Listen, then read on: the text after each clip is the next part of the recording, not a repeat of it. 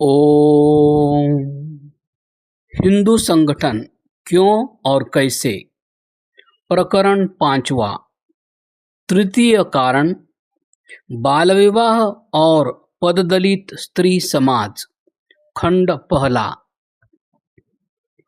हे ब्राह्मण, हमारे राष्ट्र में ज्ञानवान ब्राह्मण उत्पन्न हो, बाण चलाने में कुशल, शत्रुओं को ताड़ना देने वाले महारथी निर्भयी राजपुत्र उत्पन्न हो, दूध से तृप्त करने वाली गौवें, भार उठाने में समर्थ बैल, शीघ्रगामी घोड़े, व्यवहार कुशल स्त्रियां, रथ पर स्थिर रहने एवं शत्रुओं को जीतने वाले सभ्य युवा पुरुष उत्पन्न हो, हमारे राजा के घर में वीर पुरुष उत्पन्न हो, जिस जिस कार्य के लिए हम प्रयत्न करें उस कार्य में मेघ वर्षा करें, हमारे लिए औषधियाँ फल वाली होकर पके, हमारे लिए कल्याणकारक विधान करो।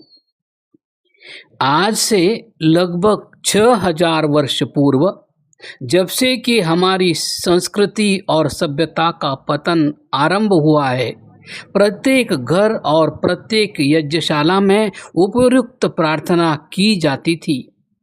यह प्रार्थना प्रत्येक स्त्री और पुरुष के हृदय से निकलती थी। इस प्रार्थना का वाणी से उच्चारण होता था और क्रियात्मक रूप से अनुसरण किया जाता था। भगवान द्वारा प्रदत्त ज्ञान और सत्य के उपदेश अर्थात सच्चे ब्राह्मण कैसे पैदा किए जाते सकते हैं, समाज के रक्षक क्षत्रियों को किस प्रकार शक्ति से विभूषित किया जा सकता है कि वे अधर्म का नाश कर सकें, समाज के नेता किस प्रकार यज्ञों को पूर्ण कर सकते हैं कि समय पर वर्षा हो और अन्न, फल तथा वनस्पति की उत्पत्ति द्वारा जनसामान्य का ठीक ठीक पोषण हो।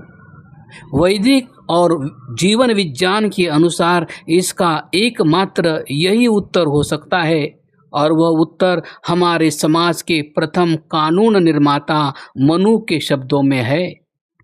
यत्र नार्यस्तु पूज्यन्ते रमन्ते तत्र देवताः, यत्रैतास्तु न पूज्यन्ते सर्वास्तत्र फलाः क्रियाः। जिस समाज में नारियों का आदर सत्कार किया जाता है, वहाँ देवताओं का निवास होता है, अर्थात वहाँ सत्य, पवित्रता, सुख, शांति और संपदा का निवास होता है। परंतु जहाँ उनका निरादर किया जाता है, वहाँ संपूर्ण क्रियाएं असफल होती है।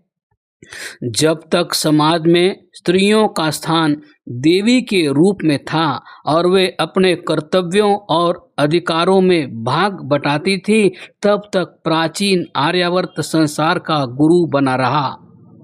संपूर्ण विश्व में आर्यों की समाज व्यवस्था का अनुकरण किया जाता था और इस प्रकार यह प्राचीन देश सच्चे अर्थों में आर्यावर्त कहा जाता था।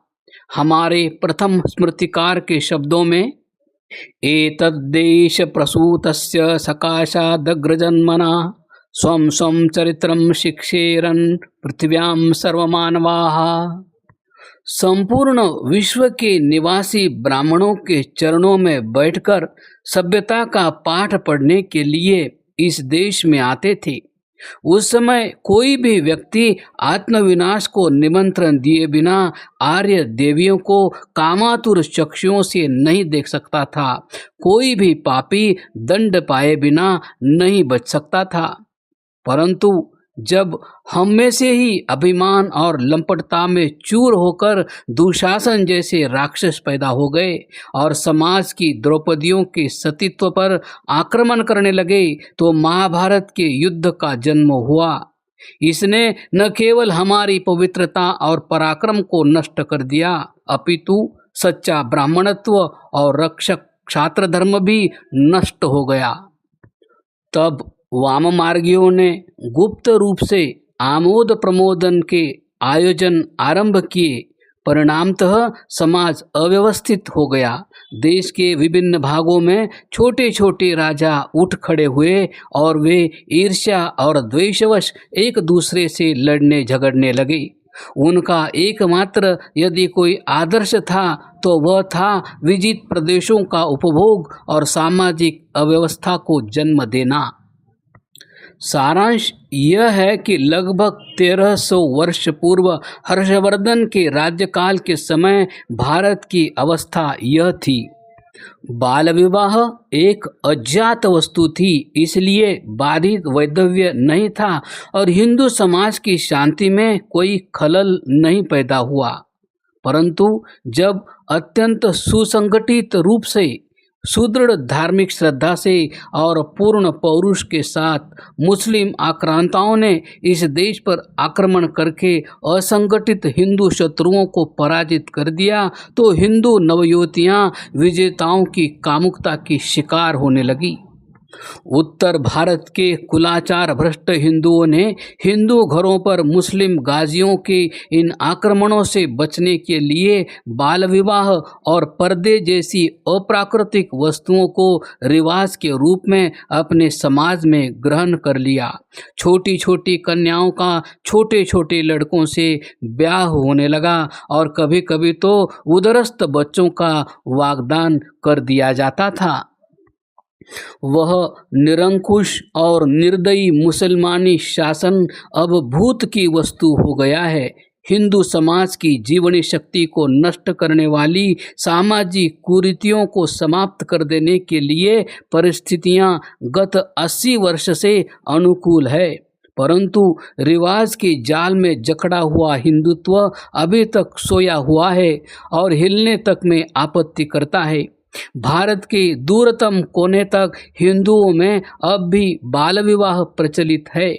1921 की जनगणना की निम्न तालिका के अनुसार मैसूर राज्य में सनातनी हिंदुओं, मुसलमानों और ईसाइयों में तुलनात्मक दृष्टि से बाल विवाह का प्रचलन इस प्रकार था।